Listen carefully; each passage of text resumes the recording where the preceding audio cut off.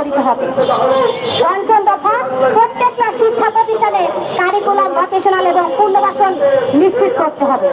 এই পঞ্চম দফা নিয়ে আমরা সব কথার একটা কথা বলতে চাই, অনতিবিলম্বে আমাদের সকল প্রতিষ্ঠানে অন্তর্ভুক্তকরণ দিতে হবে।